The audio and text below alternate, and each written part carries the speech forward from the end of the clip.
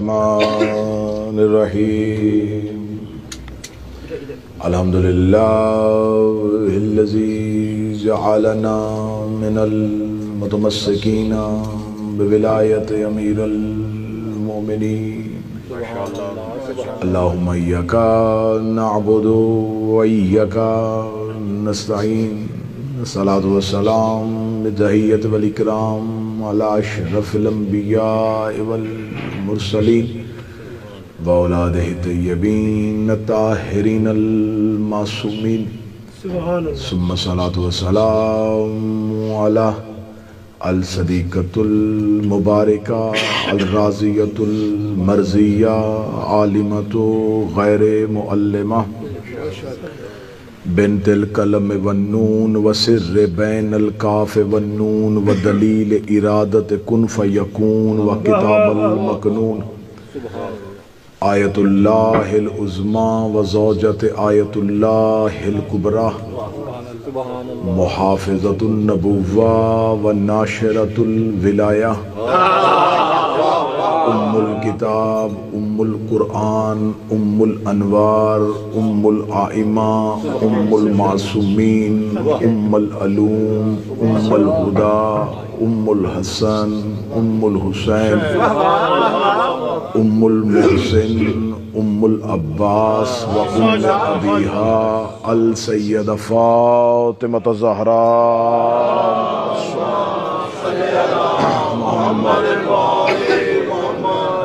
ولعن اللہ علی اعدائہم و منکر فضائلہم و مصائبہم و ولایتہم و حقوقہم اجمعین اما بعد فقد قال حق سبحانہ تعالی فی کتابہ المجید و فرقان الحمید بسم اللہ الرحمن الرحیم ثم اورثنا الکتاب الذین اصطفینا من عبادنا بلند تر صلوات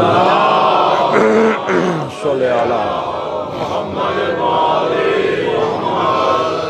دعائے مالکان ذکر بندگان ذکر کا وارثان ذکر کی بارگاہ میں پیش ہونا قبول فرمائے شہزادی کونین اس عبادت کا بہتر سے بہتر اجر عطا فرمائے جتنے بھی بیمار اس ذکر میں تشریف فرما ہیں یا بیماروں کو چھوڑ کے آئے ہیں یا بیمار مومنین کے ناموں کو ذہنوں میں لے کے بیٹھے ہیں فاتح کربلا خالق خاک شفا سید ساجدین کی عزت کا واسطہ میرا مالک آج کی رات کو ان کی شفا کی رات مقرر میرا مالک اس انجمن کا جو بیت الحزن میں یہ سلسلہ عزاداری شروع کیا ان کی توفیقات خیر میں اضافہ فرمائے برادر عطر شرازی صاحب ان کے رفقا ان کے دوست احباب ماتمی احباب جتنے بھی اس بارگاہ کی خدمت گزار ہیں ان تمام کو اجر کثیر عطا فرمائے میرا مالک وارث زمن کے ظہور میں تعجیل فرمائے دعاؤں کی قبولیت کے لیے ممکنہ حد تک بلند صلوات تلاوت فرمائے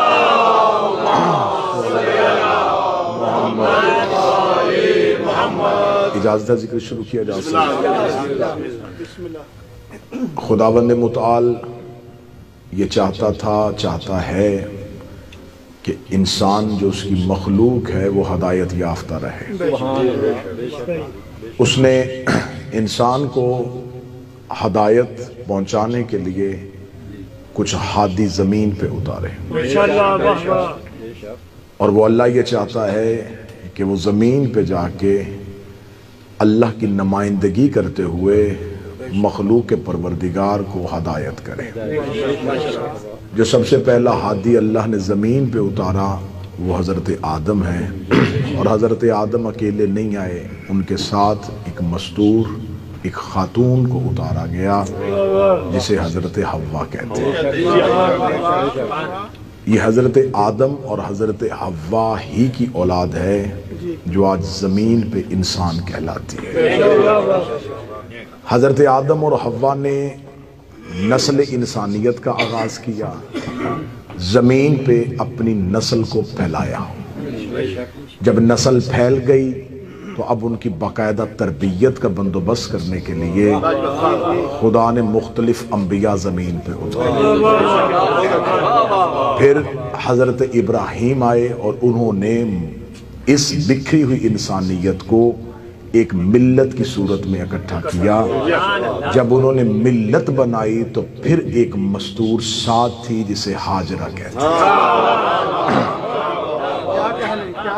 جناب ہاجرہ اور حضرت ابراہیم نے ملت کو اکٹھا کرنے میں اپنا کردار ادا کیا. آج آپ حج کے لیے جائیں تو حج کی زیادہ تر عبادات کا تعلق بی بی ہاجرہ سے ہے. حضرت ہاجرہ ہی کی سر سے جو ردا اتار کے کعبہ پہ رکھی تھی آج وہ غلاف کہلاتی ہے. جو صفا و مروہ پہ دوڑی تھیں وہ صحیح کہلاتی ہے. تو یہ ساری عبادات جو ہیں ان کا تعلق حضرت ابراہیم اور حضرت ہاجرہ کے ساتھ.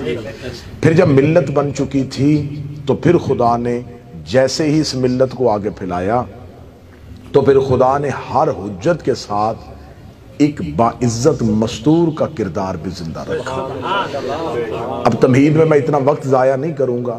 چاہے وہ حضرت موسیٰ کے ساتھ آسیہ ہو, جناب عیسیٰ کے ساتھ مریم ہو, تو ہر مستور کا ایک کردار ملے گا. اب عرب کے ریگزار میں جب ہمارے نبی نے کلمہ حق بلند کیا تو ابو طالب کے ساتھ بی بی خدیجہ کا کردار ملا, جس نے اپنے مال کے ساتھ اپنی دولت کے ساتھ اس دور کے ماحول میں اسلام کو مضبوط کیا. بعد از حضرت ابو طالب اور بعد از ملیکۃ العرب دو شخصیات پھر سامنے آئیں. ایک ابو طالب کا بیٹا اور ایک خدیجۃ الکبریٰ کی بیٹی.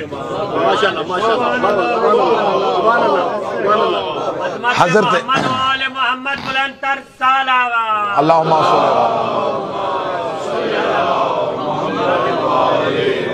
حضرت ابو طالب اور جناب ملیکۃ العرب جب اسلام کو مضبوط کر چکے اور رسول ان دونوں ہستیوں کے جانے کے بعد مکہ چھوڑ چکے تھے, اب جب وہ مدینہ سے واپس مکہ پہنچے تو اب وہ مظلوم مکہ بن کے نہیں, فاتح مکہ فاتح مکہ کی حیثیت سے وہ مکہ میں داخل ہو چکے تھے.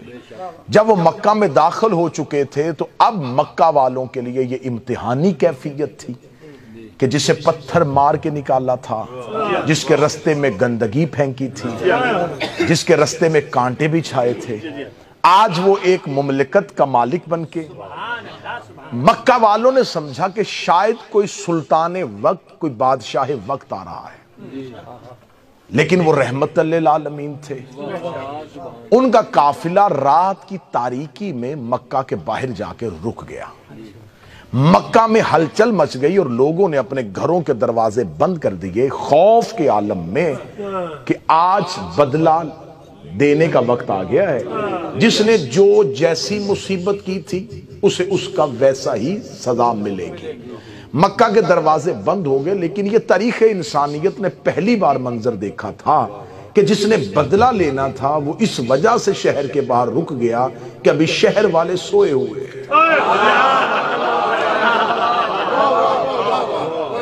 تمہید میں آپ ساتھ دیں گے تو نتیجہ آپ کی سوچوں سے. وہ اس لیے رک گئے کہ شہر کے لوگ سوئے ہوئے ہیں, ان کے آرام میں خلل نہ آئے. رات کے اندھیرے میں جو ان کے لشکر کے لوگوں نے مشعلیں روشن کی تھیں, رسالت ماب نے وہ مشعلیں بجھا دیں کہ کہیں مکہ کی پہاڑی پہ کھڑا ہوا بھی کوئی ان آگ کو دیکھ کے پریشان نہ ہو. لہٰذا ان کو سکون سے رات گزارنے دیں اور صبح کو وہ کائنات کا سب سے بڑا فاتح اعظم سفید پرچم لے کے مکے میں داخل ہو, جو اس دور میں امن کی علامت تھا. اور مکہ میں داخل ہوتے ہی اپنے لشکر والوں کو کہہ دیا تلواریں نیاموں میں رہنی چاہیے, نیزے آپ کے اندر ہونے چاہیے, گھوڑا آپ نے دوڑانا نہیں ہے, اونچی آواز میں آپ نے بولنا نہیں ہے, کسی کا دروازہ آپ نے توڑنا نہیں ہے. انتہائی عزت و احترام کے ساتھ مکہ کی گلیوں سے گزرو, کیونکہ یہ مکہ والوں کا شہر نہیں, میرے باپ دادا کا شہر. یہ ہاشم کا شہر ہے, یہ عبد مناف کا شہر ہے, یہ عبد المطلب کا شہر ہے، یہ ابو طالب کا شہر ہے، لہٰذا اپنے آبائی وطن میں کچھ بھی ایسا نہیں ہونے دوں گا۔ اور مکہ کے مرکزی چوک میں جا کے اعلان کر دو کہ آج سب کے لیے معافی کا دن ہے، آج کسی سے کوئی بدلہ نہیں لیا جائے گا، آج کسی کو کچھ نہیں کہا جائے گا، بڑے آرام سکون سے جیسے اپنی معمولات زندگی ہیں ویسے گزارو۔ رحمت للعالمین نے دربار سجا لیا اور رسول بیٹھ گئے۔ اب مکہ والوں کی اکثریت خوف کی وجہ سے اور ایک اقلیت نبی کے اس اخلاقی کردار کی وجہ سے دربار رسالت میں پیش ہوئی۔ لفظ سمجھیے گا، اکثریت جو تھی وہ خوف کی وجہ سے، اقلیت محبت کی وجہ سے رسول کے دربار میں آئی۔ اب ساتھ کھڑے ہوئے غلام تعارف کروا رہے تھے۔ جب کوئی سامنے کھڑا گیا، یا رسول اللہ یہ وہ ہے جو آپ کے خلاف نازیبہ اشعار کرتا تھا، اسے معاف کرو۔ یا رسول اللہ یہ وہ ہے جس نے پہلی بار آپ کے رستے میں کانٹے بچھائے تھے، اچھا چلے اسے بھی معاف کرو۔ یا رسول اللہ یہ وہ ہے جس نے مسجد میں آ کے جب آپ نماز پڑھ رہے تھے تو آپ کے اوپر گندگی پھینکی تھی، اچھا چلے اسے بھی معاف کر دو۔ یہ وہ ہے جو شیب ابی طالب میں آپ کے پیچھے جا رہا تھا، اچھا اسے بھی معاف کر دو۔ صبح سے لے کے شام تک رحمت عالمین مسکرا کے معاف کرو، اسے بھی معاف کرو، اسے بھی جاؤ میں نے تمہیں معاف کیا، جاؤ میں نے تمہیں معاف کیا، جاؤ میں، یہ صدا مسلسل گونج رہی تھی، جاؤ میں نے تمہیں معاف کیا، جا میں نے تمہیں معاف کیا، جا میں نے تمہیں معاف کیا۔ جب مکہ کی گلیوں میں یہ بات پھیل گئی، وہ تو کسی کو کچھ بھی نہیں کہہ رہا، سزا دے ہی نہیں رہا، وہ تو معاف کیا، جا میں نے تجھے معاف کیا، جا میں نے تمہیں۔ شام کے وقت مکے کا ایک سردار، نام اس کا ابو سفیان ہے، وہ رحمت للعالمین کی بارگاہ میں پیش ہوا، اور بارگاہ رسالت میں جب آیا تو اب اس کے ذہن میں بھی یہ تھا، یہ مجھے بھی کہہ دے گا جا میں نے تجھے معاف کیا۔ جو ہی رسول کا اور اسلام کا سب سے بڑا دشمن نبی کی آنکھوں کے سامنے آیا، لوگوں نے کہا یا رسول اللہ یہ بھی معافی کا درخواست گزار ہے۔ اب رحمت للعالمین کے اہل سنت شیعہ تواریخ کا میزان، رسالت مآب نے اس کی طرف یوں دیکھا، اب چہرے پہ مسکراہٹ نہیں آئی، اب رحمت کے چہرے پہ جلال چمکا، اور کہتے جا میں نے تجھے آزاد کیا۔ لے تمہید مکمل ہو گئی، تمہید مکمل ہو گئی۔ یہاں تک آپ نے میرا ساتھ دیا، میں آپ کا شکر گزار ہوں۔ آپ نے انتہائی عمدہ طریقے سے تمہید کو سنا، تمہید مکمل ہو گئی۔ رحمت للعالمین نے یہ نہیں کہا جا میں نے تجھے معاف کیا، جا میں نے تجھے آزاد کیا، میں نے تجھے آزاد کیا۔ یہ دراصل بہت بڑا انتقام تھا کسی سردار کے لیے، کسی رئیس کے لیے، کہ اسے یہ جملہ کہا جائے جا میں نے تجھے آزاد کیا۔ اور اس نے اس بات کا بعد میں بہت دفعہ اظہار کیا تھا کہ کاش فتح مکہ کے روز عبداللہ کا بیٹا مجھے قتل کر دیتا۔ اس نے یہ جملہ کہہ کے میری نسلوں کو بھی قید کر دیا ہے۔ اس نے کہا جا میں نے تجھے آزاد کیا۔ پھر اس کے بعد وہ مکے کی گلیوں میں جب بھی پھرتا تھا، مکے کے بچے کہتے تھے یہ ہے وہ جسے مصطفیٰ نے آزاد کیا، یہ ہے وہ جسے پیغمبر نے آزاد کیا۔ مکہ اس کے لیے رہنا قیامت ہو گیا۔ رحمت للعالمین واپس پلٹ کے مدینے آ گئے۔ اس نے اپنی نسل سے کہہ دیا کہ اب مکہ تمہارے رہنے کے قابل نہیں، جتنی دیر زندہ رہو گے ذلت کی زندگی جیو گے، کیونکہ مکہ کا جو سب سے بڑا خاندان تھا بنو ہاشم، اس کے ایک فرزند نے بنی امیہ کے سردار کو کہا ہے جا میں نے تجھے آزاد کیا۔ یہ موضوع آپ بہتر سمجھیں گے، جن کا دیہات اور گاؤں سے تعلق ہے وہ اس موضوع کو سمجھیں گے۔ اب اس کے لیے رہنا مشکل ہو گیا کہ نہیں، اس مکے میں دو ہی تو گھر بڑے تھے، بنو ہاشم، اور اس نے بنو امیہ سے کہہ دیا جا میں نے تجھے آزاد کیا۔ لہٰذا اس نے اپنی نسل سے کہا مکے نہیں رہنا، انہوں نے کہا مدینہ، انہوں نے کہا مدینے بھی نہ جانا، وہاں بھی رسول ہے، وہاں نہ جانا جہاں اسلام ہے، وہاں بالکل نہ جانا جہاں اسلام ہے، یمن، مصر، کوفہ، یہاں نہ جانا۔ اس دور میں شام ایک ایسا، شام اسے جسے آج ہم سیریا اور شام کہتے ہیں، اس دور میں یہ پوری ایک سلطنت تھی۔ آج کا فلسطین، آج کا حمص، آج کا اردن، آج کا لبنان، یہ سارا شام کے اندر تھا، اور یہ اسلام کے آنے سے بہت پہلے کا قدیم ملک ہے۔ آپ نے سنا ہوگا کہ رسالت مآب کے باپ جو حضرت عبداللہ تھے وہ شام تجارت کے لیے گئے تھے جب رسول کا ظہور ہوا۔ یہ شام جو تھا یہ سرسبز علاقہ تھا، یہاں پہ تجارت ہوتی تھی، لوگ یہاں پہ مختلف تہذیبوں کے آ کے آباد ہوئے، اور جہاں مختلف تہذیبیں آباد ہونا اس کا ایک مزاج ہوتا ہے جہاں مختلف تہذیبوں کے لوگ آ کے آباد ہوں وہاں پر یکسوئی نہیں ہوتی، یہاں پر کوئی ایک چیز نہیں ہوتی۔ اب وہاں پر مختلف تہذیبیں تھیں تو اب جا کے شام، اس نے اپنی نسل سے کہا شام منتقل ہو جاؤ، لہذا نسل ابو سفیان شام منتقل ہو گئی۔ اس نے کہا شام میں جا کے کوشش کرنا اقتدار کو قائم کرنا اور کسی نہ کسی طریقے سے بنی امیہ کی نسل میں سے کوئی اسلام کی سلطنت پہ بیٹھنے کی کوشش کرے۔ اب تیسری خلافت میں یہ ہوا کہ بنو امیہ ہی کا ایک فرزند سلطنت اسلامی کا حکمران بن گیا۔ اب امویوں کے لیے موقع مل گیا۔ اب میں بہتر طریقے سے موضوع آپ کے سامنے پڑھوں گا۔ شام آباد ہو چکی تھی، شام امویوں کے ہاتھ میں آ گیا تھا، لیکن باپ نے وصیت کی تھی ابو سفیان نے کہ اگر میں مر جاؤں اور میرے بعد تمہارے ہاتھ میں حکومت آئے، تمہارے ہاتھ میں اقتدار آئے، جیسے بنی ہاشم نے مجھے مکہ میں یہ کہا تھا جہاں میں نے تجھے آزاد کیا، نسل مصطفیٰ میں سے کسی ایک کو قیدی بنا کے سامنے کھڑا کرنا۔ میں فضائل پڑھ رہا ہوں اور کہنا کہ جا میں نے تجھے آزاد کیا تاکہ میرا بدلہ پورا ہو سکے، اس ذلت کا بدلہ اتر چکے کسی طریقے سے، کیونکہ عربوں میں کینہ بغض نسلوں میں چلتا تھا۔ یہ نسلوں کو بغض دے کے جاتے تھے، یہ ورثے میں بغض دے کے جاتے تھے۔ باپ نے کہا میری قبر پہ نہ آنا جب تک ہاشمیوں سے یہ بدلہ نہ لے لو۔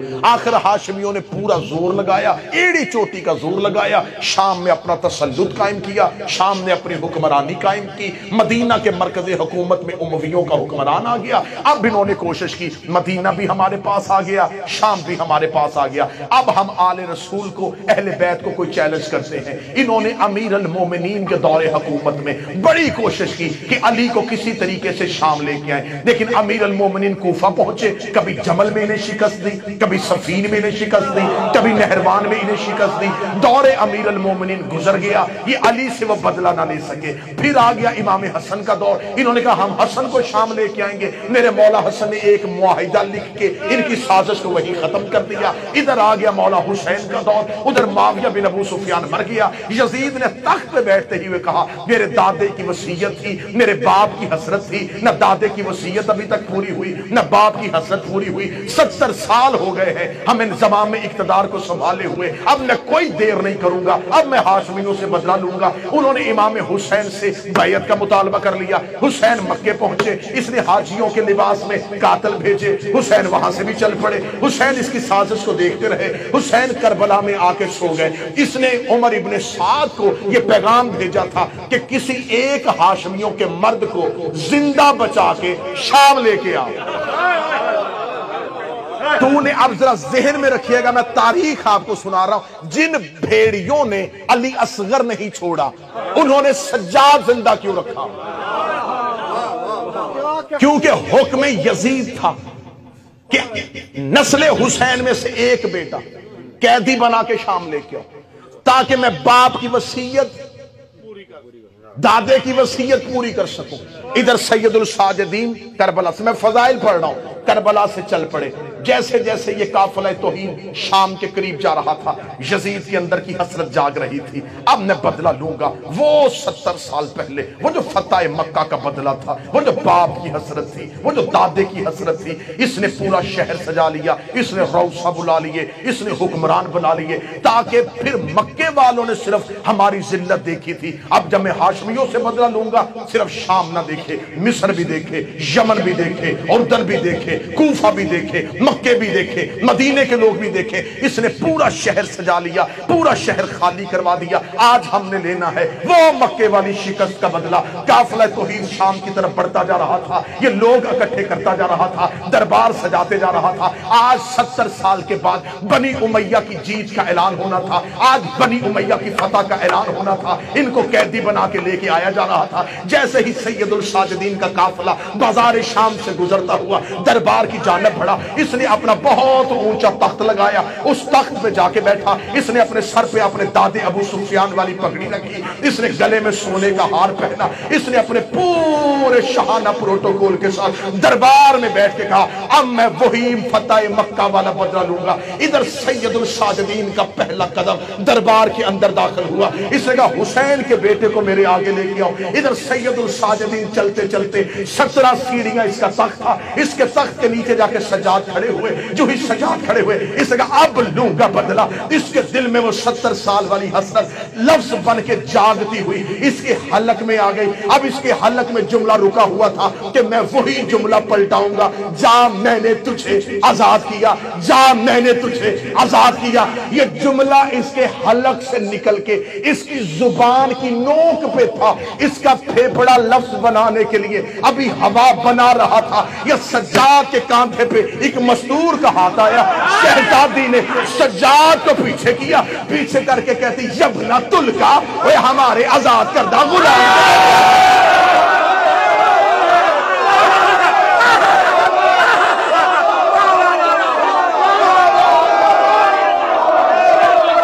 جس بندے کو محنت دے بولے یبنا تلکا، یبنا تلکا، اے ہمارے آزاد کردہ غلام کے بیٹے۔ ذرا اس رنگ سے فضائل سننا، اس رنگ سے فضائل سننا۔ میں آپ کو سید سجاد اور عالیہ کی فتح سناؤں۔ تم نے ہزاروں دفعہ منبر سے سنا فاتح شام، میں بتاؤں فاتح شام بنی کیسے تھی۔ شہزادی نے کہا یبنا تلکا، اوے ہمارے آزاد کردہ۔ یہاں لفظ ذہن میں رکھنا، غلام کی عربی زبان میں بڑے لفظ ہیں، عبد بھی غلام کو کہتے ہیں۔ جو غلام بکنے کے لیے اور خریدے یہ عبد ہے، جسے عربی زبان میں جسے خریدو اور آزاد کر دو، لیکن وہ آزاد ہو کے پھر مرضی سے غلام بنے، اسے حر کہتے ہیں۔ جاؤ جا کے عرب کی لغت اٹھا کے دیکھو، حر اس غلام کو کہتے ہیں جسے کر آزاد دو پھر وہ مرضی سے غلام ہو جائے۔ تلکا یہ بھی غلام کو کہتے ہیں۔ تلکا اس سے نکلا ہے طلاق، وہ آزادی جس کے بعد واپسی نہ ہو۔ بی بی نے جو غلام کا لفظ استعمال کیا وہ کتنا بہترین کا، یبنا تلکا، اے ہمارے آزاد کردہ غلام کے بیٹے۔ اب شہر اس نے بلایا تھا، لوگ اس کے اکٹھے کیے ہوئے تھے، مجمع اس کا بلایا ہوا تھا۔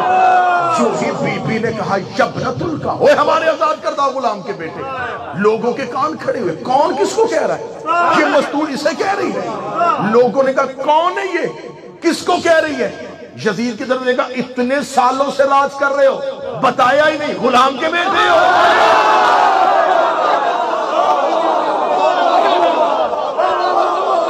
اتنے سالوں سے تخت پہ بیٹھے ہوئے ہو، راج کر رہے ہو، بتایا ہی نہیں، مکے میں غلام تھے۔ بی بی نے کہا یبنا تلکا۔ اب دیکھنا حسب جو ہوتا ہے نا، اور حسب اور نسب یہ دو طریقوں سے چلتا ہے، باپ سے بھی اور ماں سے بھی۔ کچھ ایسے لوگ ہوتے جیسے نوح کا بیٹا، باپ نبی تھا، ماں کا کردار ٹھیک نہیں تھا۔ لوط نبی تھا، ماں ٹھیک نہیں تھی۔ یہ نہج البلاغہ کی بیٹی بول رہی ہے۔ بی بی نے دیکھے یبنا تلکا، اوے ہمارے آزاد کردہ غلام کے بیٹے۔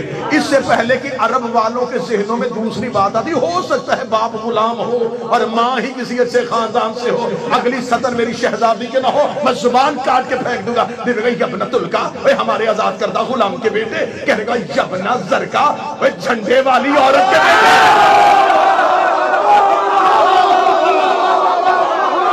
اے بد کردار ماں کی اولاد، اے بد کردار ماں کی اولاد، یبنا تلکا و یبنا زرکا،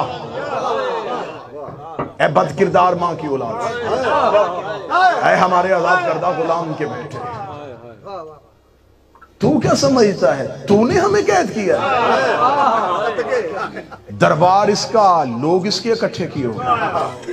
اب دربار میں مجمع اس کا، خطیبہ ہے علی کی، آدم کے ساتھ حوا، لیکن آدم اور حوا نے نسل پھیلائی، ابراہیم اور ہاجرہ نے ملت بنائی، ابو طالب و خدیجہ نے اسلام کو بنایا، علی اور سیدہ نے اسلام کو پھیلایا، زینب و سجاد نے اسلام کو بچایا۔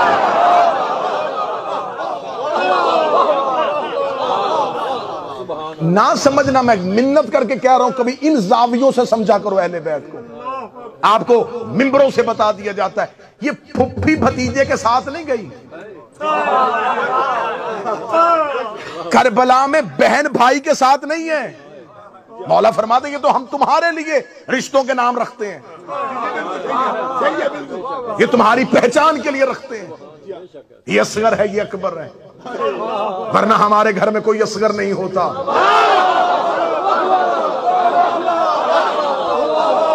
اور اصغر کے آگے لفظ ہے علی۔ جملہ کہہ دوں اگر کوئی ایک بندہ سے جن کا اصغر بھی علی ہو،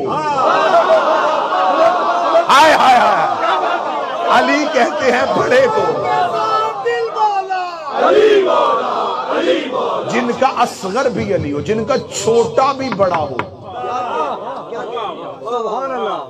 یہاں پر بہن بھائی کے ساتھ نہیں گئی، یہ ہے شریکت الحسین۔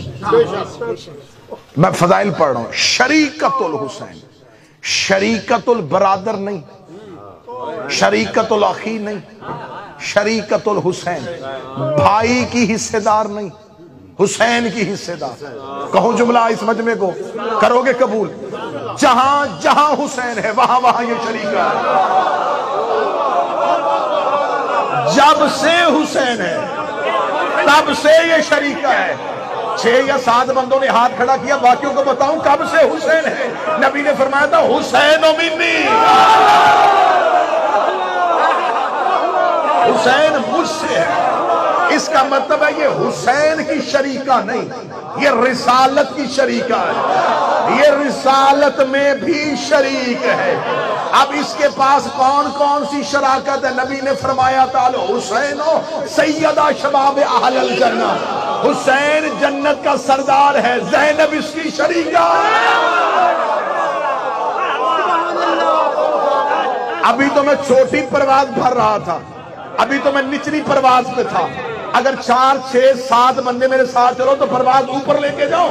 میں نے کہا تھا حسین و منی، جب سے حسین تب سے یہ شریکہ، جہاں تک حسین، حسین جنت کا سردار، عالیہ جنت کی سردار۔ میرے مالک حسین کہاں کہاں ہے؟ اجمیر میں سویا ہوا ایک فقیر بولا، اس کا حقہ کی بنا لا الہ تو حسین لا الہ ہے، زینب لا الہ میں شریک ہے۔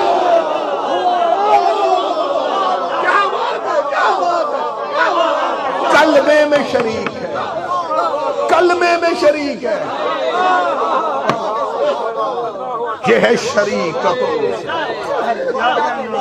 اس انداز سے کبھی سننا، یہ شہزادی بہن بھائی کے ساتھ نہیں، حجت کی ضرورت بن کے گئی، امامت کی ضرورت کا نام عالیہ ہے۔ چلو تمہارا حق بنتا ہے کہ جنہوں نے اتنی محبت سے ہاتھ کھڑے کیے، میں اگلا معرفت کا موتی بھی تمہیں دوں۔ قوانین ہوتے ہیں، حجت کی دنیا میں قوانین ہوتے ہیں۔ حجت کی دنیا کا قانون ہے کہ اگر ایک وقت میں 2 حجتیں ہوں، ایک خاموش رہے گی، ایک کلام کرے گی۔ حضرت ابراہیم، حضرت اسماعیل ایک دور ہے، ابراہیم کلام کرے گے، اسماعیل خاموش رہیں گے، یعقوب کلام کریں گے، یوسف خاموش رہیں گے، موسیٰ کلام کرے گا، ہارون خاموش رہیں گے، مصطفیٰ کلام کریں گے، مرتضیٰ خاموش رہیں گے،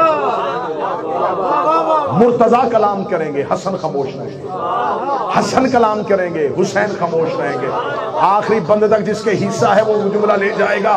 ہر دور میں ایک حجت بولتی ہے اور دوسری خاموش ہوتی ہے۔ یہ قانون کسی شاعر کا بنایا نہیں، اللہ کا بنایا ہوا ہے، اور اللہ نے آدم سے شروع ہوا ہے کہ ہر دور میں اگر 2 حجتیں ہوں گی، ایک حجت کلام کرے گی، ایک حجت خاموش رہے گی، ایک حجت بولے گی، دوسری حجت چپ رہے گی۔ کہاں جا کے دنیا کو علی کی بیٹی سناؤ؟ شام کے بازار میں 2 حجتیں خاموش تھی، زینب بول رہی،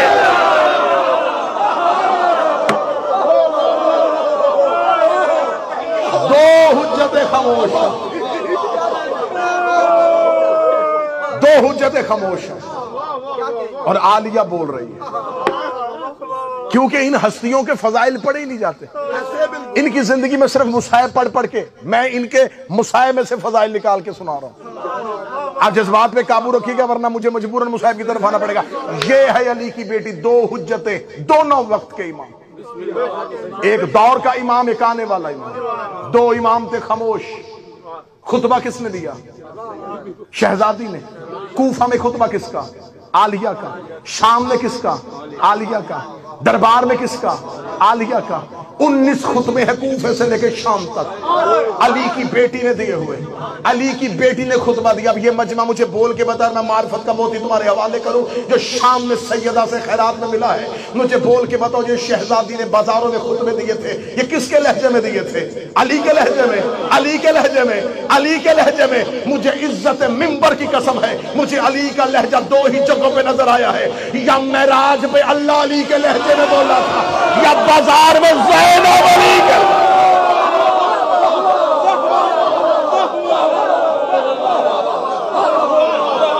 یا تو لہجہ پروردگار اللہ نے لیا تھا یا عالیہ نے لیا ہے.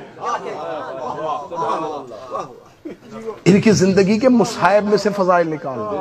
میں ایک اور ہے، یہ زاویہ مصائب کا ہے لیکن قابو رکھیے گا میں فضائل کا جملہ دوں. آپ نے ہزاروں دفعہ منبر سے سنا ہے کہ شہزادی جلتے ہوئے خیمے میں گئی اور سجاد کو لے کے آئی.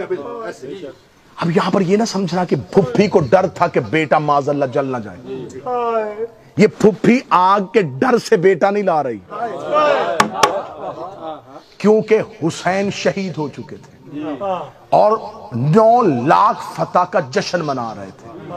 اہل بیت ختم کر دیے، ہم نے بدلے لے لیے بدر اور احد کے. خیام میں آگ لگی، جلتے ہوئے خیمے کو اللہ نے خود سجاد کو رکھا. اس سے پہلے ایک نبی گیا تھا جلتی آگ میں، اس کا نام ابراہیم تھا. آگ نمرود کی جلائی تھی. جب ابراہیم کو پھینک رہے تھے تو وہ بار بار اللہ سے پوچھ رہا تھا. منجبی کے ذریعے پھینکا گیا تھا اور ابراہیم بار بار پوچھ رہا تھا چلا جاؤں چلا جاؤں. آخر فرشتے نے کہا خدا کہہ رہا ہے کہ میں نے وحی کر دی ہے آگ پہ، یا نار کونی بردن و سلام، اے آگ ٹھنڈی ہو جا ابراہیم کی سلامتی پر. جب تک ابراہیم کو پتہ نہیں چلا کہ ٹھنڈی ہو رہی ہے ابراہیم پوچھتا رہا چلا جاؤں. جو پوچھ کے آگ میں جائے اسے ابراہیم کہتے، جو جلتے ہوئے شیلوں میں مطمئن ہو کے جا رہی تھی اسے زینب کہتے.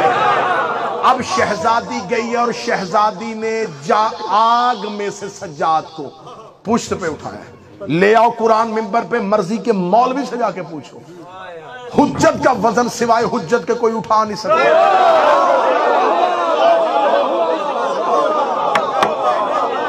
فتح مکہ پہ رسول نے کاندھے جھکائے، علی میرے کاندھوں پہ آ، کعبے کو بتوں سے پاک کر. ایک صحابی نے آگے کہا یا رسول اللہ بہتر نہیں کیا بزرگ ہیں آپ جو علی کو اٹھائیں، ہم آپ کو اٹھا لیں، آپ کعبے کو بتوں سے پاک کریں. رسول نے فرمایا پیچھے ہٹ، تجھے نہیں پتا نبوت کا وزن سوائے امامت کے کوئی اٹھا نہیں سکتا، حجت کا بوجھ سوائے حجت کے کوئی نہیں اٹھاتا. امامت کا میرے پاس اتنے واقعات ہیں اس کی دلیل کے لیے. حضرت عباس ابن عبد المطلب رسول کا امامہ سر پہ نہیں رکھ سکے تھے اور مولا امیر المومنین نے حسین کے سر پہ رکھ دیا تھا اور جناب عباس ابن عبد المطلب سے کہا تھا یہ نبوت کا بوجھ ہے سوائے امامت کے کوئی نہیں اٹھا سکتا، کیونکہ حجت کا بوجھ حجت اٹھاتی، حجت کا بوجھ حجت اٹھاتی ہے. 9 لاکھ شادیانے بجا رہے تھے کہ ہم نے حسین قتل کر دیا، اب امامت کا سلسلہ منقطع کر دیا. بی بی نے سجاد کو اپنی یوں پشت پہ رکھا اور رسول نے غدیر میں علی کا ایک ہاتھ اٹھایا تھا، زینب نے شام غریبہ سجاد کے دونوں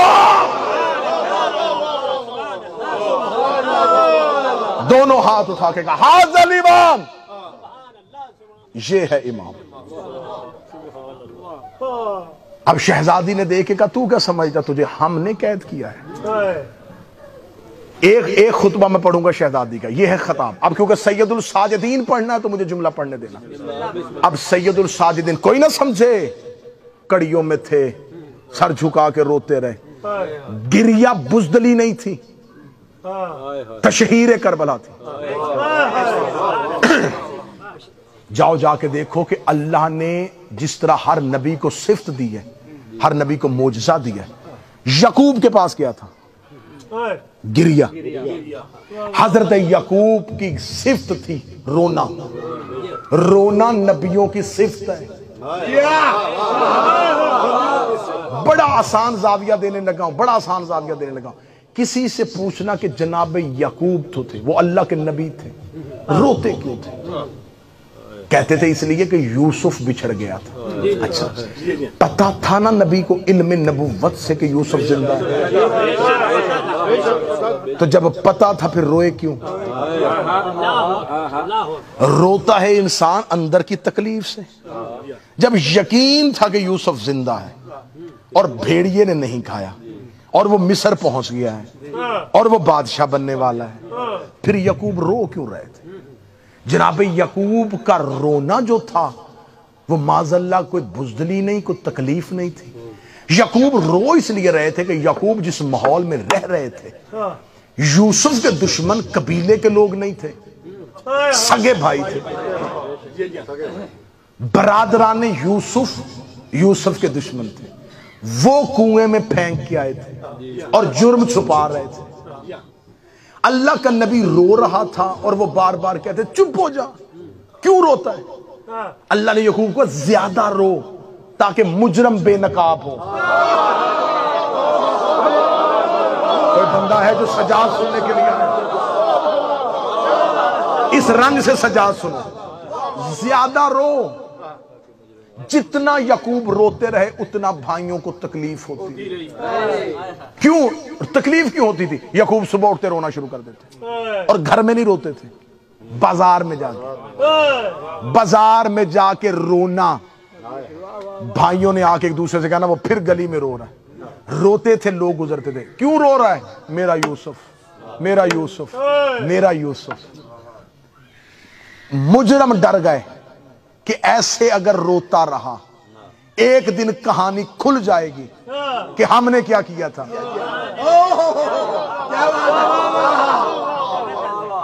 قرآن میں اس قصے کو پورا لکھا اور خدا نے کہا تھا، خدا نے قرآن میں کہا ہے ھذا احسن القصص، یہ قصوں میں سے ھذا احسن القصص، یہ قصوں میں سے بہترین قصہ ہے، اسے بار بار پڑھا کرو۔ اللہ نے قرآن میں واقعات کتاب موٹی کرنے کے لیے نہیں لکھے، نصیحت کے لیے لکھے، بار بار اس قصے کو دہرایا۔ اور ایک یہاں پر ایک اور بھی ہے، جب جناب یوسف مصر میں بادشاہ ہو گئے تھے اور بھائی آئے تھے اور بھائیوں کو نہیں پتا تھا کہ یہ یوسف ہے، انہوں نے یہی سمجھا کہ یہ مصر کا بادشاہ ہے اور اس سے ملنے کے لیے آئے۔ تو جب آئے تو جناب یوسف نے ایک کمرے میں، جس کمرے میں ان کا دسترخوان لگایا تھا، وہاں ایک شخص کو کہا کہ مصور کے کہا کہ دیوار پہ ایک تصویر بنا۔ اس میں تصویر میں عکس دکھا کہ ایک کنویں کے اندر کچھ لوگ ایک بچے کو پھینک رہے ہیں اور اس تصویر کے آگے پردہ لگا دیا۔ تصویر مصور نے بنائی اور جناب یوسف نے پردہ لگوا دی۔ جب بھائی دسترخوان پہ بیٹھ گئے اور یوں کہ آج شاہی کھانا کھائیں گے، یوں ہاتھ میں لقمہ تھا، یوسف نے غلام سے اشارہ کیا پردہ ہٹا۔ جیسے ہی پردہ ہٹا تصویر پہ نظر پڑی، تفسیریں کہتی ہاتھ سے لقمے گر گئے۔ یوسف نے کہا کھاتے کیوں نہیں؟ کہتے ہیں اس کے آگے پردہ کر دیں، جہاں پردہ لٹکا تھا لٹکا دیں۔ بڑے دھیمے لہجے میں اونچی بات قرآن سے کرنے لگا ہوں، وہ تصویر حقیقت نہیں تھی، وہ شبیہ تھی۔ شبیہ سامنے آئے، قاتل کو جرم یاد آیا، شبیہ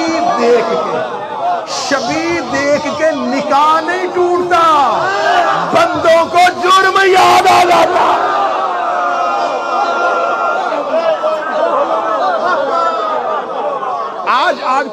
آج کچھ جدت پسند شیعہ نا، آج کے دور کے ماڈرن شیعہ، وہ آ کے کہتے ہیں جی بس چھوڑا کریں جی، آپ ان لوگوں کو کیوں بات کرتے ہیں؟ آخر نبی کی کوئی نہ کوئی رشتہ داری تو ان کے ساتھ تھی، اس رشتہ داری ہی کو دیکھ لیں۔ آؤ میرے سامنے آنکھوں میں آنکھیں ڈالو، یوسف کے بھائیوں کی 3 نبیوں سے رشتہ داری تھی۔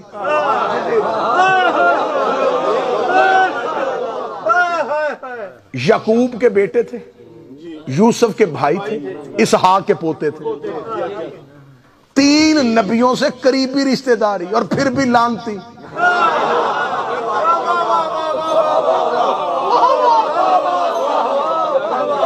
اچھا مجھے کوئی بندہ یہ بھی ثابت کر دے کہ برادران یوسف نے کلمہ نہ پڑھا. کلمہ بھی پڑھا, تھے بھی یعقوب کی شریعت پہ اور یعقوب کے مذہب پہ اور یعقوب کے دین پہ, پھر بھی لانتی ہو گئے. برادران یوسف کلمہ پڑھنے کے باوجود لانتی کیوں ہیں؟ کلمہ بھی پڑھا ہے اور 3 نبیوں کے رشتہ دار بھی ہیں.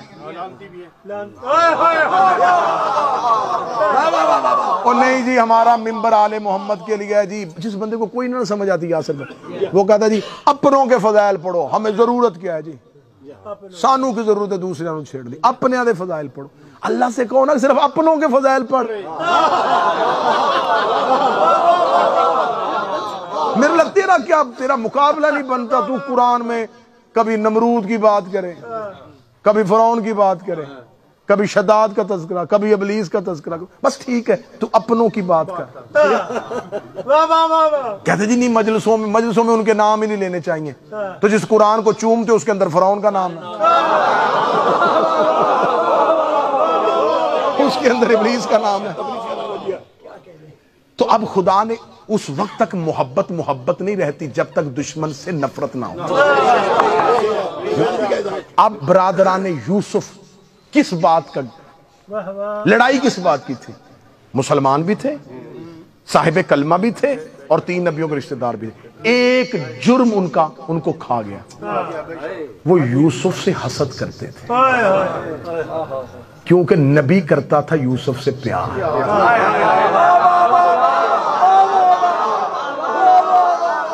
نبی پیار کرے تو رشتہ دار جل ہی جاتے. نبی محبت کرتا تھا وہ جلتے تھے. دوسری وجہ کیا؟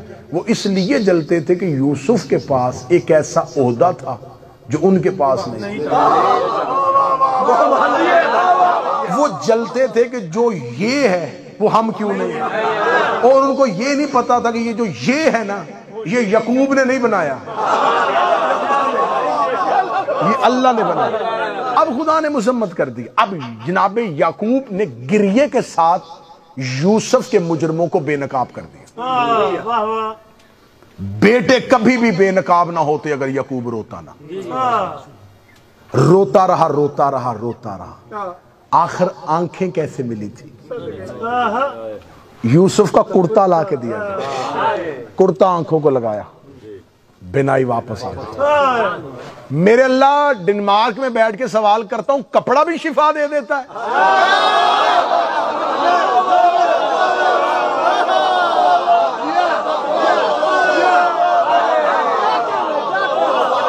میرے اللہ کپڑا اللہ تو نہیں ہے, یہ کپڑے نے نبی کو آنکھیں کیسے دے دی؟ نبی کو, امتی کو نہیں, نبی کو کپڑے نے آنکھیں دی کہ جس سے محبت ہو اس کی نسبت سے کپڑا بھی لگاؤ تو شفا مل جاتی ہے. ہم علم عباس میں جاتے ہیں نسبت عباس کی وجہ سے. اب یہ جو گریہ تھا یہ تشہیر تھی کربلا کی. پہلی چیز ذرا اس انداز میں مولا سجاد سنیں گے. مولا سید الساجدین کا ایک خطبے کی ایک سطر میں آپ کو سنانا لگا جی. یہ وزن تھا امامت کا. ذرا ایک جملے میں صرف مولا سجاد کا روب سمجھ لیجئے گا, کتنا روب تھا, ایک جملے میں سمجھ لیجئے گا. شام میں بیٹھے ہوئے یزید نے مدینے میں بیٹھے ہوئے اپنے گورنر کے ذریعے مولا حسین سے بیعت مانگی. ٹھیک ہے, آپ نے گورنر سے کہا حسین سے کہ بیعت کر, اگر نہیں کرتے تو ان کو قتل کرنا ہے. جس یزید نے, میں بڑا دھیمے لہجے میں اونچا جملہ کہنے لگا, جس یزید نے شام میں بیٹھ کے مدینے حسین سے بیعت مانگی تھی, 1 سال سجاد اس کے زندان میں رہے, اس نے سجاد سے بیعت کیوں نہیں مانگی؟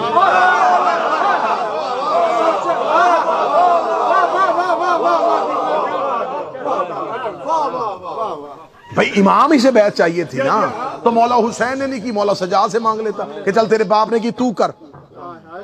تو وہ تو تھے بھی قیدی, ہیں بھی زندان میں. کس وجہ سے بیعت نہیں مانگی؟ سجاد مالک نے شام میں آتے ہی یزید کو بے بس کر دیا. ایک شہزادی نے اور ایک مالک نے، عالیہ نے اور سید الساجدین نے یزیدیت کی جڑیں کھوکھلی کر دی۔ جملہ میری زبان پہ ہے، لوگ سمجھتے ہیں یہ اہل بیت کو قیدی بنا کے لے کے آ رہے تھے، نہیں، علی کی بیٹی اور سجاد قاتلوں کو گھیر کے ان کے شہروں میں لے کے آ رہے تھے۔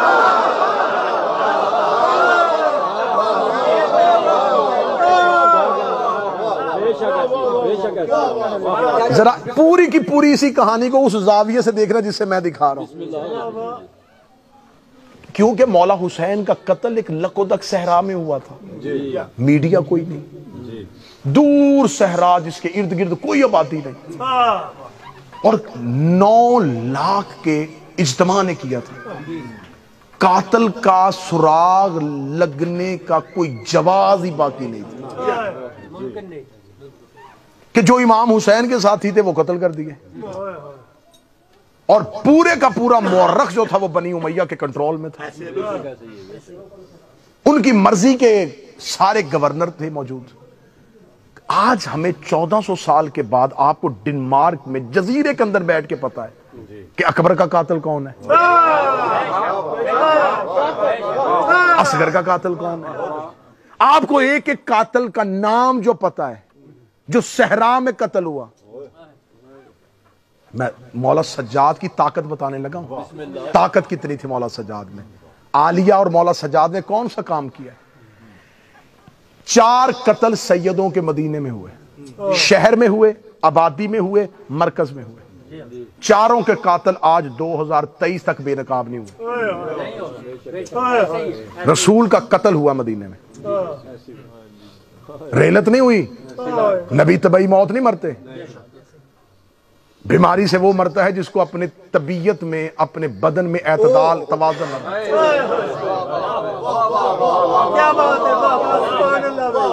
بیماری تب آتی ہے جب آپ کو آپ کے بدن میں اعتدال نہ رہے، توازن، کسی چیز کا بڑھ جانا اور کم ہو جانا، یہ بیماری ہے۔ جس کا بدن پہ کنٹرول نہ ہو وہ کائنات میں کیسے کرے گا؟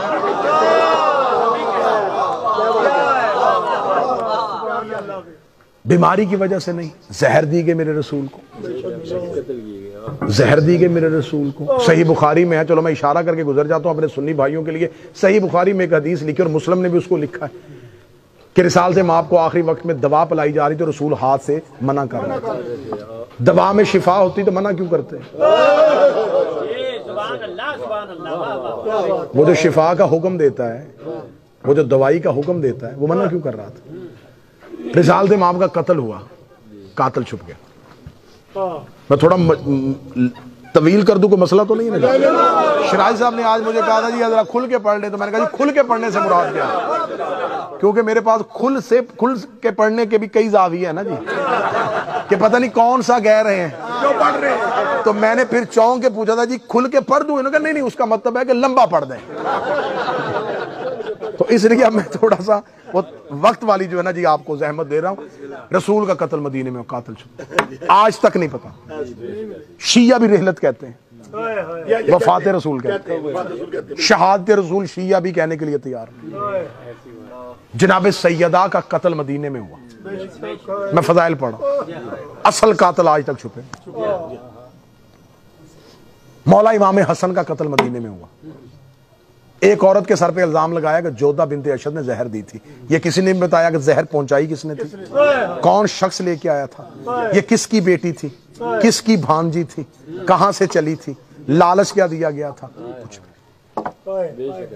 مولا حسین کا قتل، مولا امام حسن، مولا امیر المومنین، جناب سید اور جناب رسول، 4 قتل مدینے، شہر، آبادی، مرکز میں ہوئے، قاتل آج 2023 تک بے نقاب نہیں ہوئے۔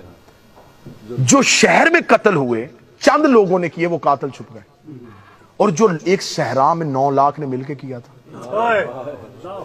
وہ قاتل آج تمہیں یہاں جزیرے میں بیٹھ کے کیسے پتا تھا؟ ایک ہی سطر پڑھوں گا اور اسی سطر میں ہی پورا مضمون ہے۔ زینب و سجاد چاروں کے قاتلوں کو گھیر کے لے آئے،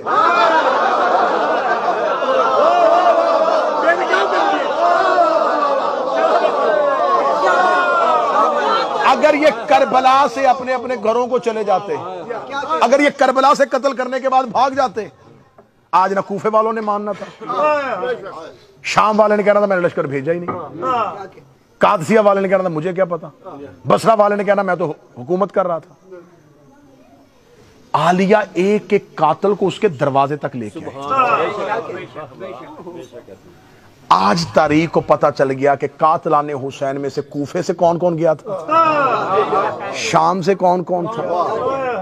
یہ جو 36 شہر ہے نا، یہ 36 شہر نہیں تھے، یہ پوری قاتلوں کی پٹی تھی جہاں سے عالیہ گزرتی گئی ہے اور قاتلوں کا بتاتی گئی ہے۔ اس شہر سے اتنے قاتل گئے تھے، بی بی گھیر کے ان کو لے کے آئی۔ اب مولا سجاد کے مجھے خطبے کا ایک جملہ پڑھ۔ مولا سجاد جب دربار میں آئے ہیں تو عالیہ بھی بولی ہیں اور مولا سجاد کا ایک خطبہ۔ جب سید الساجدین دربار میں آئے تو اب سید الساجدین جو ہے نا وہ قیدی ہاتھوں کے ساتھ کھڑے۔ اس ملعون نے ایک کرائے کا خطیب بلایا اور اسے ممبر پہ کھڑا کر کے کہا ذرا بنی امیہ کی تعریف کر، میں اپنے منہ نہ کروں تو کر۔ اس خطیب نے آ کے ابو سفیان کے قصے، معاویہ کی تعریفیں اور اللہ کی قرآن کی وہ آیتیں جو اہل بیت کے لیے آئی تھی نا، ان کا شان نزول بنی امیہ بنا، یہ بھی بنی امیہ کے لیے۔ اب یہ ساری چیزیں وہ کیوں کروا رہا تھا کہ سجاد قیدی حالت میں کھڑے ہیں، یہ چپ رہیں گے اور ان کا چپ رہنا ان کی تائید بن جائے گا۔ جب وہ خطیب بول رہا تھا تو سید الساجدین نے کڑیوں سے سر اٹھایا۔ پہلا جملہ ہے جو کتابوں کا میں پڑھنے لگا ہوں، مولا فرمایا ویلک ایھا الخاطب۔ ویل کہتے ہیں جہنم کی ایک وادی، یہ لفظ آپ کو قرآن میں نظر آئے گا، ویل للمصلین الذین، جہنم کی آخری وادی ہو ان نمازیوں کے لیے۔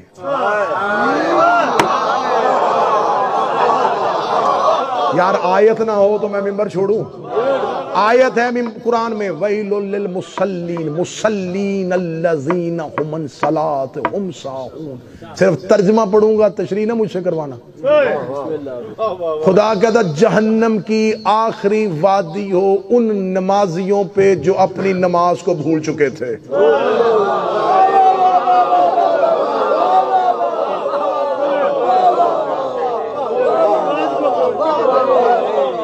اب یہ پھر کبھی کسی اور موقع پہ چھیڑنا کہ وہ کون سی نماز تھی جسے وہ بھول چکے تھے۔ خدا کہتا جہنم کی آخری وادی ہو، یہ خدا نے یہ لفظ استعمال کیا تھا، خدا نے قرآن میں استعمال کیا، سجاد نے دربار میں استعمال کیا۔ خدا نے کہا تھا کہ ویل، جہنم کی ایک وادی کا نام، جہنم کی وادی ہے ان نمازیوں کے لیے جنہوں نے اپنی نماز کو، اپنی صلات کو منہ پھیر لیا، اپنی صلات سے منہ پھیر لیا۔ مولا سجاد نے کہا ویلو کا ایھا الخاطب، ویل ہو تجھ پہ اے خطیب، اشترک بالرذائق المخلوق بسبب الخلق، مخلوق کی خوشنودی کے لیے اللہ کی دشمنی خرید رہا ہے۔ میرے مولا سجاد کا یہ جملہ میں کہتا ہوں ہر امام بارگاہ میں ممبر کے پیچھے لکھا ہونا چاہیے۔ ہر امام بارگاہ کے ممبر پہ یہ جملہ مولا سجاد کا لکھو کہ مولا سجاد نے دربار میں کھڑے ہو کے کہا تھا جہنم ہو تجھ پہ اے خطیب، تم مخلوق کی خوشنودی کے لیے اللہ کی دشمنی خرید رہا ہے، تاکہ اگر کوئی ممبر پہ بیٹھ کے علی کو بھونکے پیچھے سے سجاد کی لعنت ہو رہا ہے۔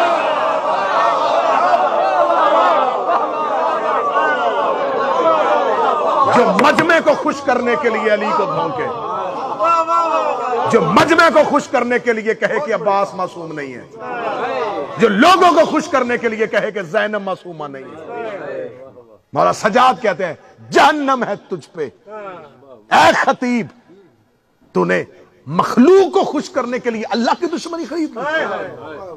یہ کہہ کے سید الساجدین 4 قدم آگے بڑھے اور 4 قدم آگے بڑھ کے مولا سجاد کی آواز آئی شکر ہے اس پروردگار کا جس نے ہمیں علم، حلم، سخاوت، شجاعت دی۔ یہ کہنے کے بعد سجاد مسکرا کے کہتے ہیں وہ محبتوں فی قلوب المومنین، اس کا شکر ہے اس نے مومنوں کے دلوں میں ہماری محبت پیدا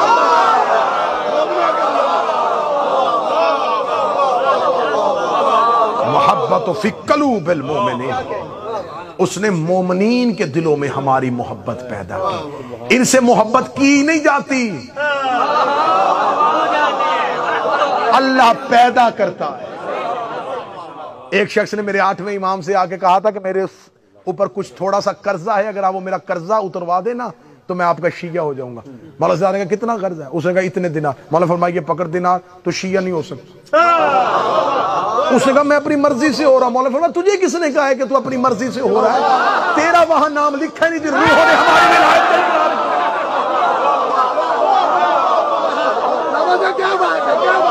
تیرا وہاں نام ہی نہیں لکھا، جن روحوں نے عالم ارواح میں ہماری ولایت کا اقرار کیا۔ محبت آل محمد کی اللہ پیدا کرتا ہے، مخلوق محبت نہیں لاتی، محبت اللہ پیدا کرتا ہے۔ معصوم فرماتے ہیں اس اللہ کا شکر جس نے ہمیں علم، حلم، شجاعت، سخاوت دی اور مومنین کے دلوں میں ہماری محبت پیدا کی۔ پیدا کرنے کے بعد امام مولانا نے یہ جملہ کہا اور دربار میں سناٹا طاری ہو گیا۔ سجاد بول رہے تھے نا، ہاشمی خطیب بول رہا تھا، نہج البلاغہ کا بیٹا بول رہا تھا۔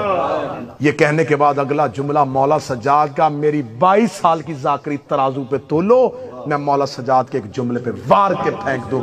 مولا سجاد اس کی طرف دیکھ رہے، اتر لکڑیوں کے ڈھیر سے نیچے۔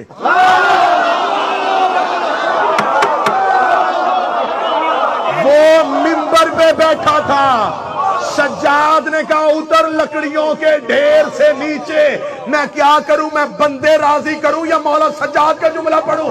مولا سجاد نے بازار دربار شام میں بتا دیا، جو آل محمد کو منبر پہ بیٹھ کے بھونکے وہ منبر نہیں ہوتا، لکڑیوں کا ڈھیر۔ ادھر لکڑیوں کے ڈھیر سے نیچے،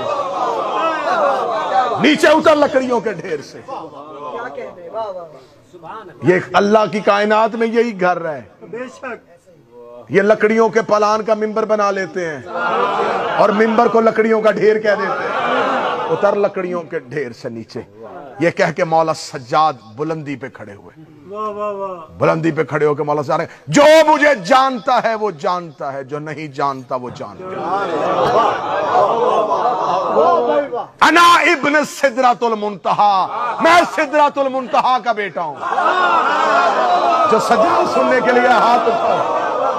میں سدرۃ المنتہا کا بیٹا ہوں، میں صفا کا بیٹا ہوں، میں مروہ کا بیٹا ہوں، میں ابراہیم کا بیٹا ہوں۔ میں اسماعیل کا پورا خطبہ پڑھنے کا وقت نہیں، میں بڑی جلدی پڑھنے گا۔ میں ابراہیم کا بیٹا ہوں، میں اسماعیل کا بیٹا ہوں، میں زمزم کا بیٹا ہوں، میں مقام ابراہیم کا بیٹا ہوں۔ یہ کہنے کے بعد سجاد ایک قدم اور آگے بڑھے، کہنے لگا جو جانتا ہے وہ جانتا ہے، جو نہیں جانتا وہ جان لے۔ میں یوسف الدین کا بیٹا ہوں، میں قائد خیر المعجلین کا بیٹا ہوں، میں فاتح دارین کا بیٹا ہوں، میں نقطہ بائے بسم اللہ کا بیٹا ہوں۔ یہ کہہ کے سجاد 4 سطریں اور آگے بڑھے، آگے بڑھ کے جانتا ہے وہ جانتا ہے، جو نہیں جانتا وہ جان لے۔ میں صاحب معراج کا بیٹا ہوں، میں صاحب الحمد کا بیٹا ہوں، میں صاحب رکوع کا بیٹا ہوں۔ یہ کہہ کے سجاد 4 قدم اور آگے بڑھے، کہتے جو جانتا ہے وہ جانتا ہے، جو نہیں جانتا وہ جان لے۔ میں اس کا بیٹا ہوں جس نے رکوع میں انگوٹھی زکات میں دی، میں اس کا بیٹا ہوں جس نے بستر پہ سو کے خدا کی مرضیاں خریدی تھی، میں اس کا بیٹا ہوں جس نے مکہ فتح کے موقع پر اسلام کے پرچم کو سر بلند کیا تھا۔ میں فاتح بدر کا بیٹا ہوں، میں فاتح خندق کا بیٹا ہوں، میں کل ایمان کا بیٹا ہوں، میں الحمد کے سراپا کا بیٹا ہوں، میں والناس کی سین کا بیٹا ہوں، میں الکوثر کے دل کا بیٹا ہوں، میں رحمان کے چہرے کا بیٹا ہوں۔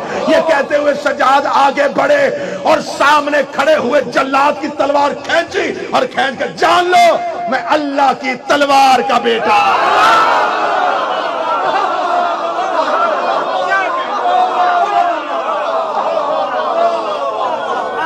یوں کہنا تھا، یوں کہنا تھا سجاد کا،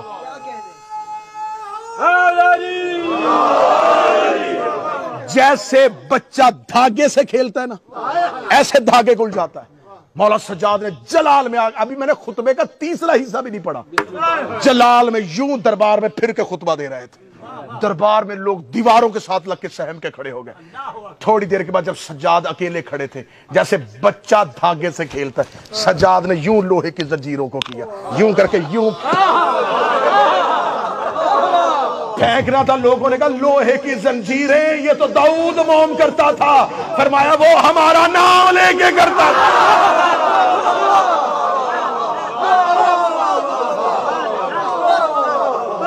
میں اللہ کے تیر کا بیٹا ہوں، میں اللہ کی تلوار کا بیٹا ہوں۔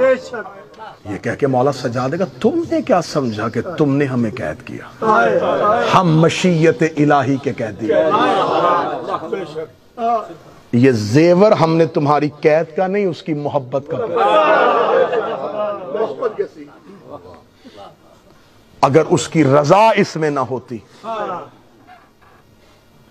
تو تم میں سے کس کی جرت ہے کہ عباس کو گھوڑے کی زین سے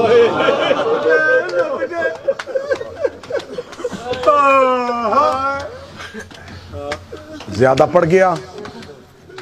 جنازے کی برآمدگی ہے، میں کوشش کروں گا تم اتنا رو لو، کیونکہ اگر روتے ہوئے گھر سے جنازہ برآمد ہو نا تو بازار میں کھڑے لوگوں کو پتہ چل جاتا ہے کہ لاوارث جنازہ نہیں ہے۔ خاموش جنازہ اٹھے تو لوگ سمجھتے ہیں کہ اس کا وارث کوئی نہیں تھا۔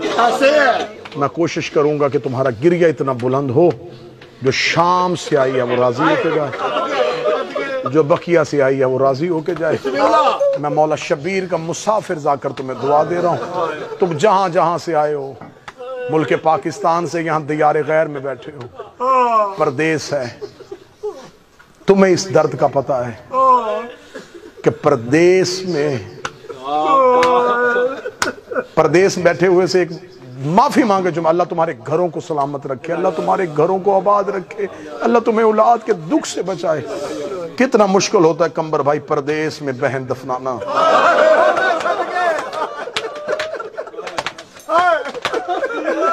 آسان نہیں تھا۔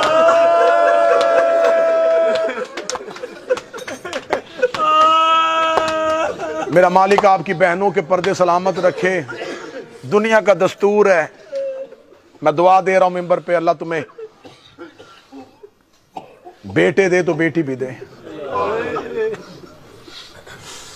جس کی بہنیں زیادہ ہو نا تو وہ باپ دعا کرتا ہے کوئی ایک بیٹا ہو جائے تاکہ میری بیٹیوں کو زندگی میں تنہائی کا احساس۔ میں نے اپنے معاشرے میں دیکھا ہے کہ بہنیں بڑی ہو نا، بھائی چھوٹا ہو، تو بہن کہنا کہ اماں میں بازار جا رہی ہوں، وہ کہتی اکیلی نہ جانا، بھائی کو لے جا۔ 4 سال کا بھائی بھی شرائی صاحب وہ بہن کے لیے ڈھال ہوتا ہے۔ وہ اس 4 سال کے بھائی کی انگلی پکڑ کے بازار میں اتنے اطمینان سے چلتی ہے، اسے پتا ہوتا میرا بھائی ساتھ ہے۔ 5-6 سال کے بچے کو بھی پتا ہوتا ہے میری بہن مجھے کیوں لے کے آئی ہے۔ اگر بازار میں رش ہو جائے نا اور بہن گھبرا جائے تو بھائی بہن کا ہاتھ پکڑ لیتا ہے، ہاتھ پکڑ کے اسے تسلی دیتا، میں ہوں، میں ساتھ۔ بہن کو تسلی ہو جاتی ہے میرا بھائی میرے ساتھ ہے۔ اللہ جانے تم کتنا رو لو گے۔ بازار میں میں نے بھائیوں کو بہنوں کو تسلی دیتے ہوئے دیکھا ہے، شام کے بازار میں ایک 4 سال کی بہن بھائی کا ہاتھ پکڑ کے کہہ رہی تھی سجاد تو نہ رو، میں تیرے ساتھ۔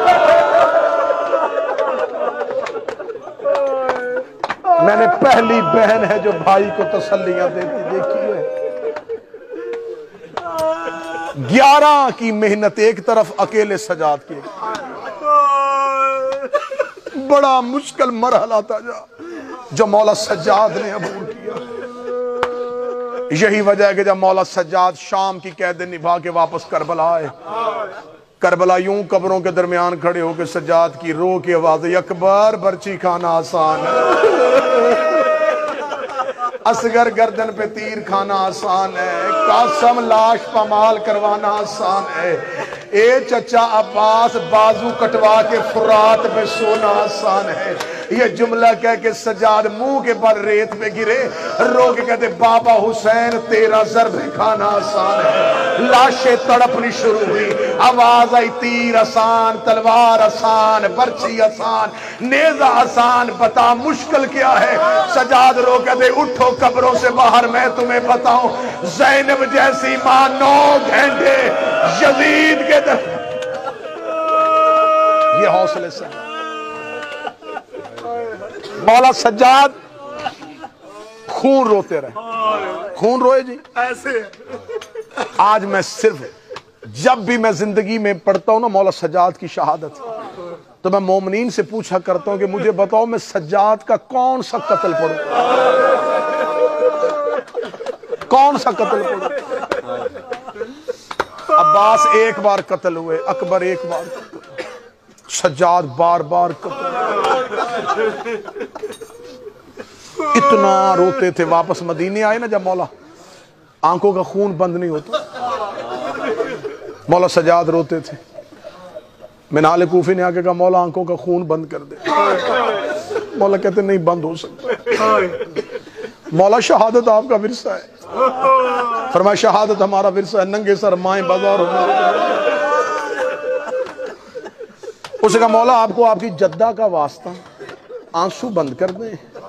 مولا آپ گھر میں رہتے ہیں نا تو آپ کو کربلا یاد آتی ہے. مولا آپ گھر سے نکلا کریں, باہر آئیں, مومنین آپ کو ملیں گے, محبت کرنے والے ملیں گے. مولا آپ کا دل تھوڑا بہلے گا. مولا کا ہاتھ تھاما, بازار میں آئے. اس نے لوگوں کو اشارہ کیا. لوگوں نے دیکھا مدت کے بعد مولا سجاد بازار میں آئے. جلدی سے محبت کرنے والے قدموں میں مولا سلام. کسی کے سر پہ پیار, کسی کی کمر پہ ہاتھ. دعائیں دیتا دیتا میرا مولا بڑھ رہا تھا. لوگوں کا ہجوم پیچھے پیچھے چل رہا تھا. شام کے بعد سجاد اب پہلی بار گھر سے باہر آئے تھے. گزرتے گزرتے مولا سجاد کی ایک ایسی دکان کے سامنے سے گزرے جہاں قصاب گوشت کاٹ رہا.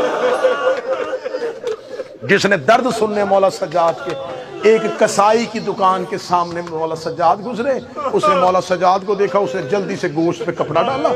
کپڑا ڈال کے وضو کیا. وضو کر کے قدموں پہ آ کے بیٹھ گئے. مولا میرا سلام. سر پہ پیار دے کے کہنے لگے کیا نام ہے تیرا؟ مولا میرا نام یحییٰ ہے. کیا کرتا ہے؟ مولا میں مدینے میں گوشت بیچتا ہوں. دیکھا تھا تجھے احکام ذبیحہ یاد ہے؟ اس نے سمجھا کہ شاید امام ہے نا, مجھے شریعت پوچھ رہے ہیں. دیکھا تھا جی جی مولا مجھے یاد ہے. رو گیا تھا مجھے سنا. کہنے لگا مولا شریعت محمد میں جانور کو پانی پلا کے ذبح کرو. پانی پلانے کا نام آنا تھا. سجاد نے دیوار پہ سر مارا. رو کے کہا لوگ جانوروں کو پانی پلا کے ذبح کرتے ہیں اور میرے بہتے دریا پہ پیاسے مارے گئے ہیں. مولا سجاد کی آواز آئی, دوسری شرط سنا. اس نے کہا دوسری شرط ہے جانور جانور کے سامنے ذبح نہیں کرتے.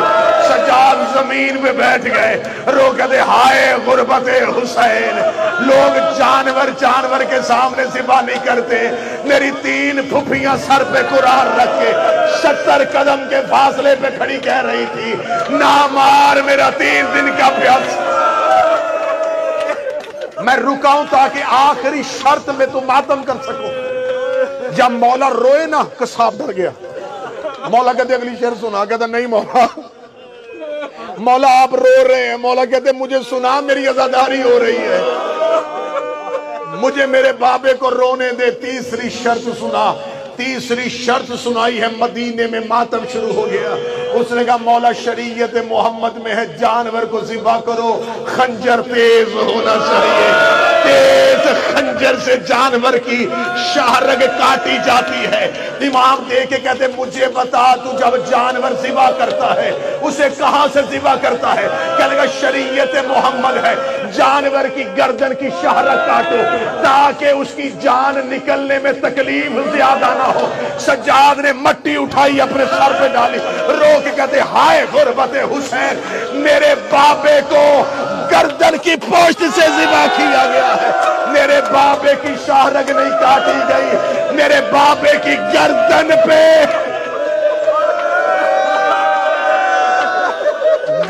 ضرب. اس مولا کو کہا جاتا ہے سید الساجدین. اس مولا کو کہا جاتا ہے زین العابدین. آؤ میں تمہیں مولا سجاد کی ایک نماز سناؤں. میں شبیر کا مسافر ذاکر ہوں, ہاتھ باندھ کے کہہ رہا ہوں. نمازی ہو تو ماتمی رہنا, ماتمی ہو تو نمازی رہنا. سجاد سے بڑا عبادت گزار بھی کوئی نہیں تھا, سجاد سے بڑا عزادار بھی کوئی نہیں تھا. ماتم کون کرے گا سجاد سے زیادہ؟ نماز کون پڑھے گا سجاد سے زیادہ؟ جتنا بڑا عبادت گزار تھا اتنا بڑا حسین کا عزادار تھا. ماتم کی وجہ سے نماز نہ چھوڑنا, نماز کے لیے ماتم نہ چھوڑنا. ان دونوں عبادتوں کو اکٹھے چلانا یہ سجاد کی سنت ہے. بازار تھا شام کا, مولا سجاد کیا. میں بلا تشبیہ پڑھوں گا, کھل کے پڑھوں گا, میرا اپنا کلیجہ پھٹ جائے گا. کتابیں کہتی ہیں مولا سجاد کی گردن میں جو توق تھا نا جی, وہ لوہے کا ایک کڑا تھا, منو وزنی تھا. میں پوری ذمہ داری کے ساتھ, اس کے اندر لوہے کی میخیں لگی ہوئی تھی. اس توق کے ساتھ لمبی لمبی زنجیریں تھیں. سپاہیوں نے ان زنجیروں کے ساتھ اس توق کو تھاما ہوا تھا. دائیں بھی زنجیریں تھیں, بائیں بھی زنجیریں تھیں. وزنی توق تھا. مولا سجاد کی کمر میں ایک لوہے کا لنگر تھا, پاؤں میں بیڑی تھی. صدا سے معافی مانگ کے بلا تشبیہ ہاتھ کی ہتھکڑی پاؤں کی بیڑی سے جڑی تھی.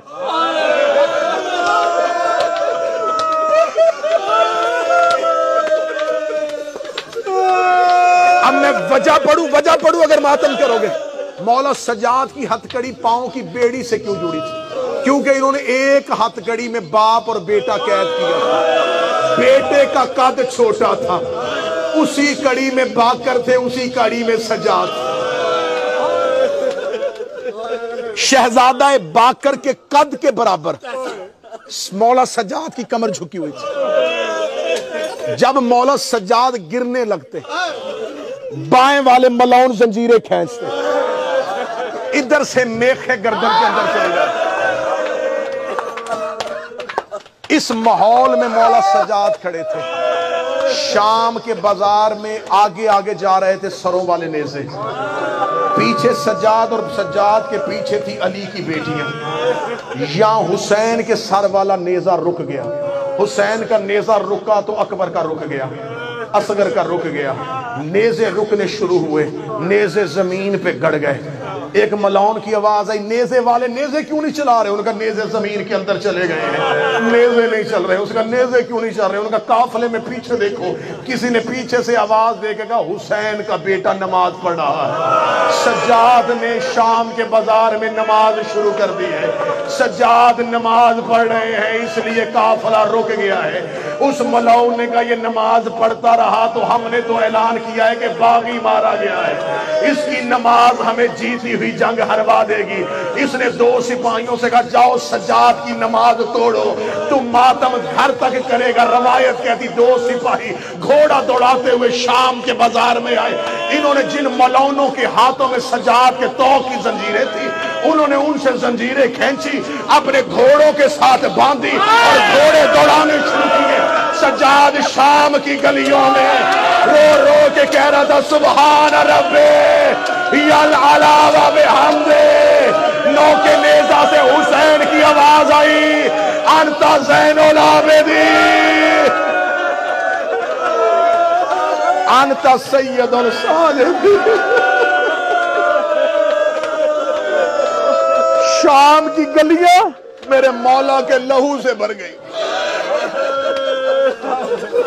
میں مولا سجاد کا کون سا قتل پڑھوں؟ مولا سجاد بازار سے گزر رہے, ایک شخص تماشا دیکھنے کے لیے آیا تھا. بوڑھا تھا, اس نے یوں دیکھی حالت, وہ قدم چلاتا چلاتا سجاد کے قریب آیا. دیکھ کے کہنے لگا وہ جو سامنے سر قرآن پڑھ رہا ہے تیرا کیا لگتا ہے؟ آواز آئی مجھے مظلوم کا بابا. وہ بوڑھا شخص دیکھا تھا کوفے سے رہتا ہوں مدت سے, ایسا قرآن تو میں نے علی سے سنا تھا. علی کا نام مانا تھا. مولا سجاد دیکھے تو علی کو پہچانتا ہے؟ کہتا ہاں میں علی کو جانتا ہوں. فرمایا اسی علی کا بیٹا حسین ہے جو قرآن پڑھ رہا ہے. کہنے لگا تو کون ہے؟ کہنے لگا میں اس حسین کا بیٹا سجاد ہوں. کہنے لگا یہ کون ہے؟ آواز ہے یہ میرا بیٹا باقر ہے. ابھی صحابی منہ موڑنے لگا تھا, سجاد کی آواز ہے منہ نہ کرنا, پیچھے علی کی بیٹیاں کھڑی ہیں, پیچھے حسین کی بہنیں کھڑی ہیں. اتنا کہنا تھا, یہ دیکھے گا تھا آباد کر تھا محمد کا گھر, کس نے اجاڑا میرے نبی کا کنبہ. کہنے لگا یزید نے مار دیا ہے حسین کربلا میں. اتنا کہنا تھا, اس شخص نے قبضہ تلوار پہ ہاتھ رکھا, رکھ کے کہنے لگا دے مجھے اجازت, وقت کا امام نے حسین کا بدلہ لو. میں جملہ پڑھوں گا تو ماتم کرے گا. سجاد رو کہتے اے بندہ خدا تلوار نہ نکالنا, میری سکینہ ڈر جائے گی, میری زینب ساتھ بیٹھی ہے, یہ نہ ہو کہ بازار میں جنگ کا ماحول بن جائے, میری بہنیں اونٹ سے گر. تلوار نہ نکالنا, تلوار نہ نکالنا, بازار میں جنگ کا ماحول نہ بنانا. میرے ساتھ میری پردہ دار ہے، میری ماؤں کے سامنے بازار میں جنگ شروع نہ کرنا۔ اس کا بدن کانپنا شروع ہوا، دیکھ کے کہنے لگا کیا دکھاؤں گا منہ رسول کو، میرے سامنے فاطمہ کی اولاد گزر گئی، کچھ مجھے حکم کر میں کروں۔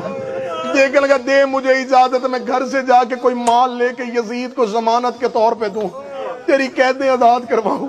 مولا سجاد کی آواز آئی نہیں میں تجھ پہ راضی، میں تیری جنت کا ضامن۔ دیکھنے لگا مجھے ایسے بازار سے خالی نہ بھیج، مجھے کوئی حکم کر دے۔ جو سید بیٹی معاف کر دی نا، سجاد کہتے اچھا اگر کچھ کرنا چاہتا پھر ایک احسان کر دے۔ رو کہتے احسان نہیں مجھے حکم کر۔ سجاد رو کہتے اپنے سر سے امامہ اتار۔ اس نے امامہ اتارا، سجاد کی آواز آئی اسے لپیٹ، اس نے لپیٹا، آواز آئی میری پشت کے پیچھے آ، میری گردن سے توق ہٹا کے یہ کپڑا میری گردن کے اوپر، توق اور میری گردن کے درمیان یہ کپڑا رکھ دے۔ وہ کہتا جو ہی میں سجاد کی کمر کے پیچھے گیا، میں نے توق اٹھایا، سجاد کی گردن پہ مجھے گوشت نظر نہیں آیا۔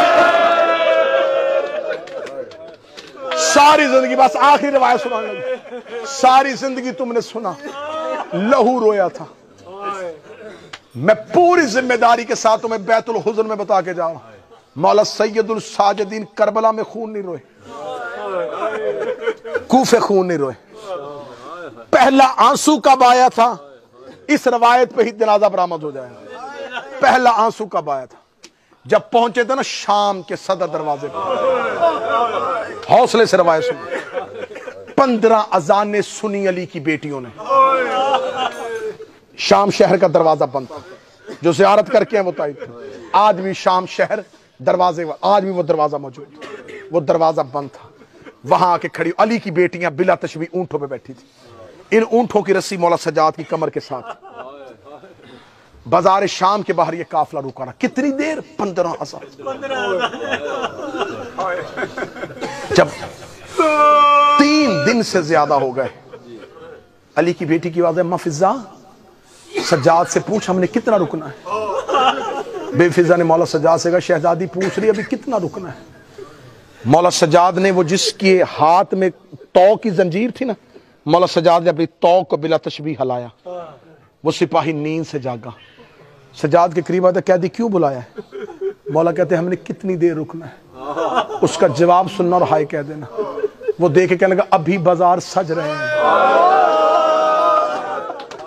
ابھی بازار سج رہے ہیں، ابھی شام شہر میں منادی کروائی جا رہی ہے، لوگ اکٹھے ہو رہے ہیں، بازاروں میں آئینہ بندی کی جا رہی ہے، چھتوں پہ عورتوں کو بٹھایا جا رہا ہے، ابھی تمہارے استقبال کی تیاریاں مکمل نہیں ہوئی۔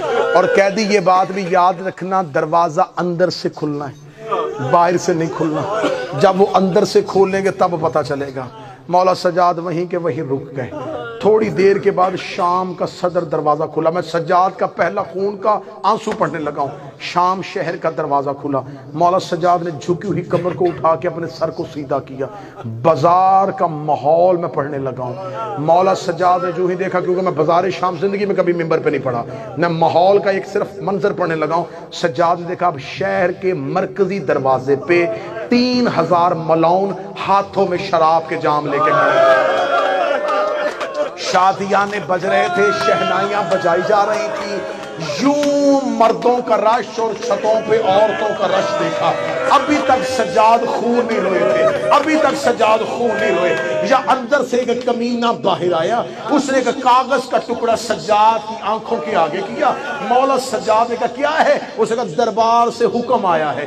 سجاد نے پڑھا، مولا کی آنکھ سے پہلا خون کا قطرہ آیا، پہلا لہو کا قطرہ علی کی بیٹی نے اونٹ پہ دیکھا، رو کر دی سجاد تیری آنکھوں میں لہو کیوں آیا ہے؟ آواز ہوئی اماں دعا کر تیرا سجاد مر جائے۔ رو کر دی موت نہ مانگ مجھے درد بتا۔